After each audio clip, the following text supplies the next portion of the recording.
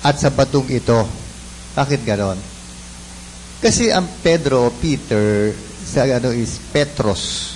Petros ang ibig sabihin, bato, rock.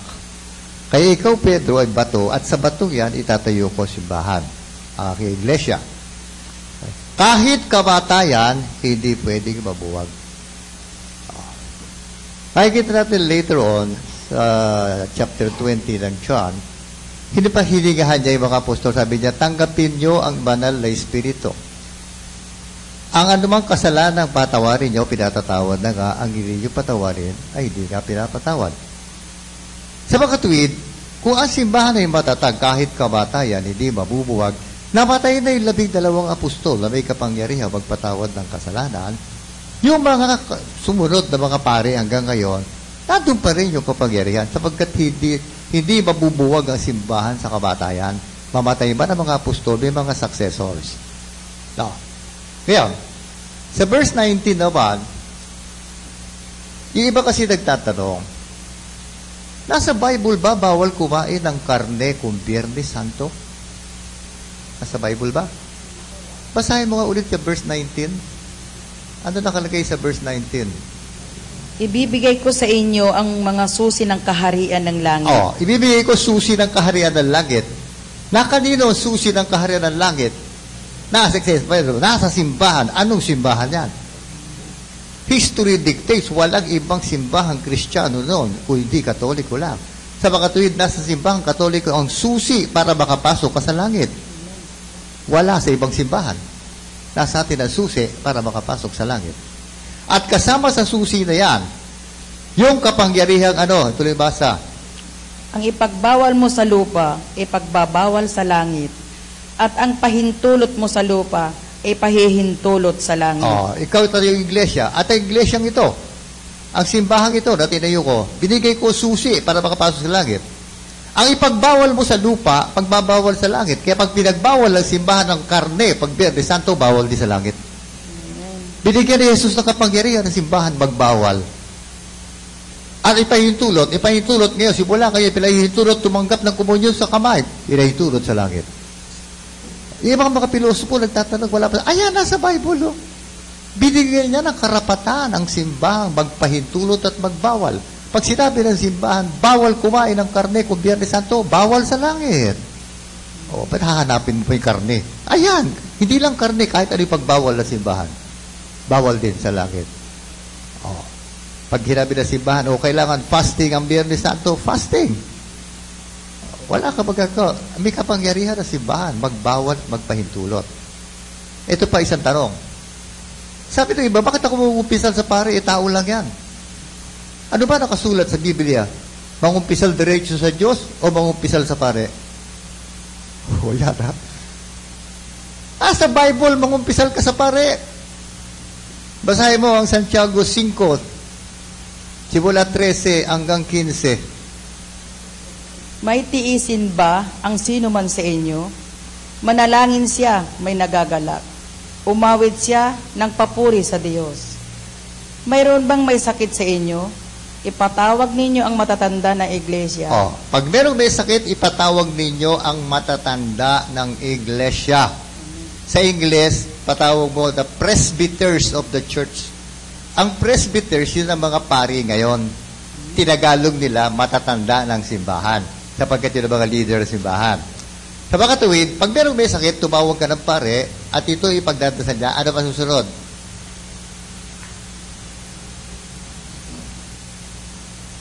Mayroon bang may sakit sa inyo? Ipatawag niyo ang matatanda ng iglesia upang ipanalangin siya at pahiran ng langis sa ngalan ng Panginoon at pagagalingin ang may sakit dahil sa panalangin may pananampalataya.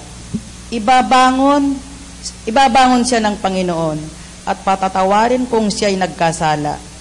Patatawarin siya kung may kasalanan. Paano siya patatawarin? Sino magpapatawad? Yung matatanda ng iglesia. Kaya nga, basahin mo 16.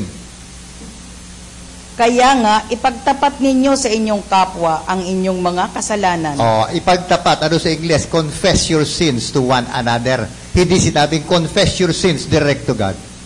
Ipagtapat mo. Kanino? Ipagtapat ninyo sa inyong kapwa Ipagtapat ninyo sa inyong kapwa ang iyong mga kasalanan. Ay, ano yung pagtatapat ng kasalanan? Di ba pangungumpisal yun? Opo. Sino kanino ikukumpisal? Sa Diyos o sa kapwa mo? Ang pare, kapwa-tao mo yun. O ba't sasabihin mo, bawal? Sabi ng Bible, ipagtapat mo sa kapwa mo. Kaya ako, pinagtatapat ko sa kapwa ko tao. Pare, tao eh.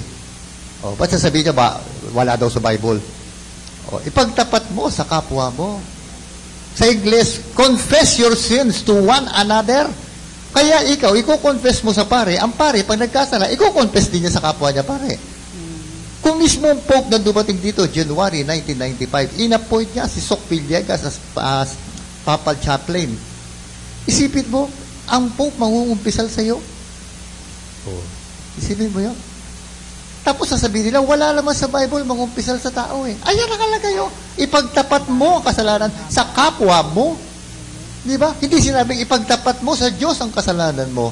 Ang sabi, ipagtapat mo sa kapwa mo ang kasalanan. O, maliwanag at tandaan nyo yan, ha? Ang kumpisal, nasa Biblia. Ipagtapat mo sa kapwa mo. Sino kapwa mo? Yung matatanda ng simbahan. Nung araw ang tawag doon matatanda, ngayon ang tawag doon pare. O, yan, ha? O, maliwanag, ha? Tamo yan ang kagandahan ng Bible study. Diba dami alam mo? Diba? Marami hindi alam. Diba? O, kayo, diba dami. Pagka marami na kayong alam, pwede na kayong kunin. Di ba yung masyado maraming alam, sinasalvage? Oo. Kaya, sige pa. Tuloy lang ninyo. Pag marami na kayong alam, kukunin na kayo. Ayan. Kaya makita mo, ang simbahan hindi kayang buwagin kahit kamatayan. Kaya ngayon, dinamana ng mga ano yan. Di ba? Kasi, tingnan mo naman to, ha? Ikukumpisal mo kunyari direkta sa Diyos. Ilang araw nila. At sabi ka, Lord, ako pinagkakato. Magsasalita kaya ang Diyos? Ha? Tapos para sabihin, pinatatawad na kita. Oh. Eto. Kunyari nag-aral ka sa eskwela, San Beda College. Di-graduate ka na San Beda. Graduation na. Yung bang mga building na San Beda, makakapagsalita, I hereby declare you graduate. Makakapagsalita ba yun? Hindi.